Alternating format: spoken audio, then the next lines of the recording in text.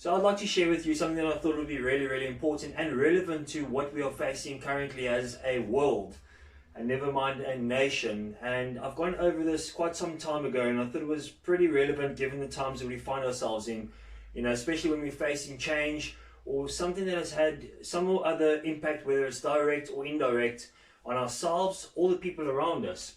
When we are faced with change, there's a change curve that we go through, and the Kayla Ross change curve breaks it down nicely for us to understand exactly what different emotions we're going to be going through once we are faced with change. Whether it's a massive change or whether it's a minor change, you are going to be going through this change curve. Sometimes, given the situation, it's easier to get through the change curve a lot quicker. Sometimes you struggle and you get stuck on one aspect of the change curve. But being aware of the change curve and understanding the different emotions and the journey that you go through to get to the end is very important, because it allows you to be able to navigate where you are and understand how you need to move in order to get out of it and get out on the other end a happier person, or a productive person, or a successful person. At the end of the day, change has a different impact on everyone, and the idea is to get you through the change as quick as possible. Can you change the change curve time span? I think you can, depending on your attitude and how you decide to perceive something and how you'd like to perceive something. I think it's very possible for you to be able to get through the change curve a lot quicker, given you understand where you are and where you need to go still. So without further ado, I'm going to go through it. On the one axis over here, we've got morale and competence. So obviously, the higher up, the more morale and competence you'll display.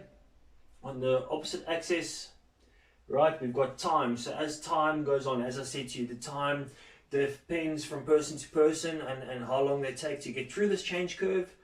So this time frame really is unknown and depends from person to person, as well as the type of change that they are faced with.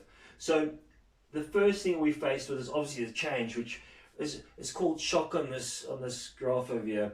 And it's a shock to the system. It's something you didn't expect. Or possibly it's something new, something different, any sort of change. And as I said, it can be small or it can be big.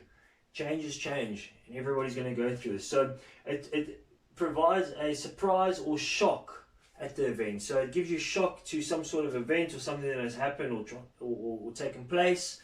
And once you're from there, you sort of go into denial, where you're in disbelief, you're looking for evidence that it isn't true.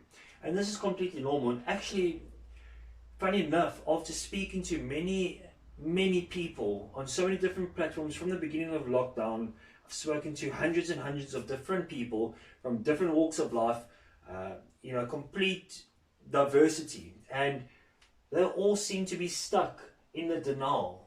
They're waiting for lockdown to end. They're waiting for a financial relief. They're waiting for debt to be written off. They're waiting for debit orders to be put on freeze.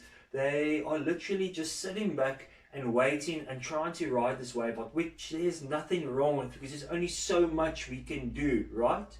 Wrong. There's so much more we can do.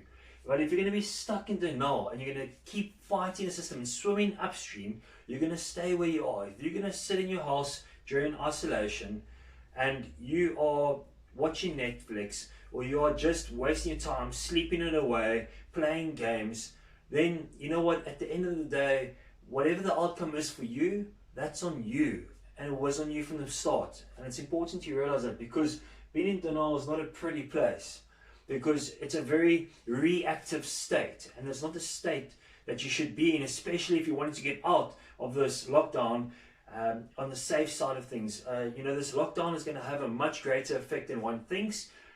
Hence, another reason why we shouldn't be waiting for lockdown to end and think that life is going to go back to normal. Because as positive as I can say it, it's not going to be normal. It's not going to be the same. Life is going to change. Life is going to be extremely different.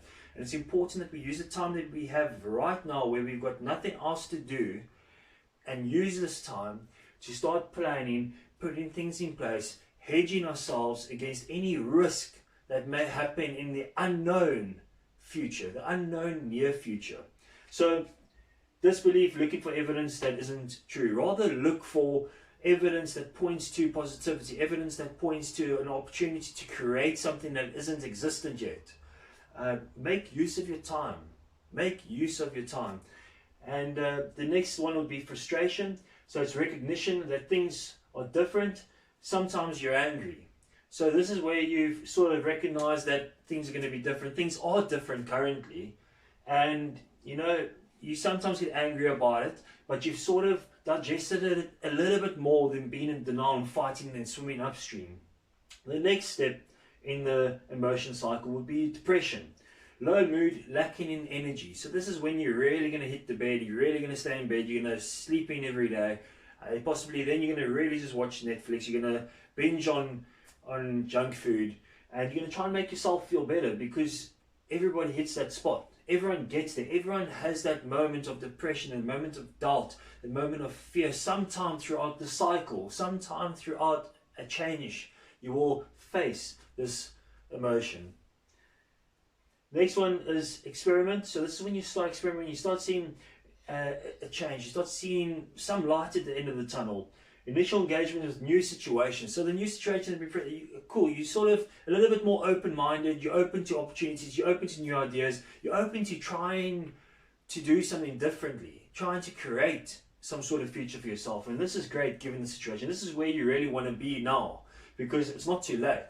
You are in this emotion state now, and you're open to ideas, you're open to new things, and you've got an open mind, then anything is possible.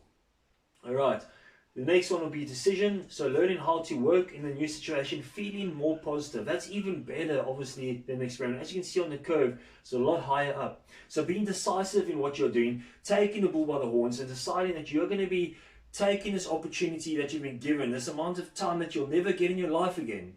There will never be a period that any South African will be on such a long leave period. Some of us, unfortunately, have lost our jobs. Some of us had to close business. Some of us had a reduction in salaries.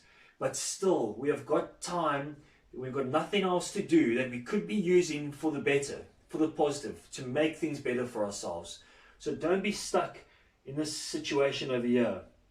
Start looking at how you can experiment. Start becoming more decisive as to how you want to feel and how you want to go about making a change. Alright? And make the situation work for you. Don't work for the situation. Let the situation work for you. Let this time work for you. Make use of this valuable time that you've got. The last one is integration. So change is integrated, a renewed individual. So this is when you really hit the peak of the change curve. And as you can see, it's actually higher than where we started when we were faced with the change. This is where things start going well. This is where you want to get the momentum going and keep the momentum going. Because this is where you're going to come out okay at the end of this tunnel. That is where the light is.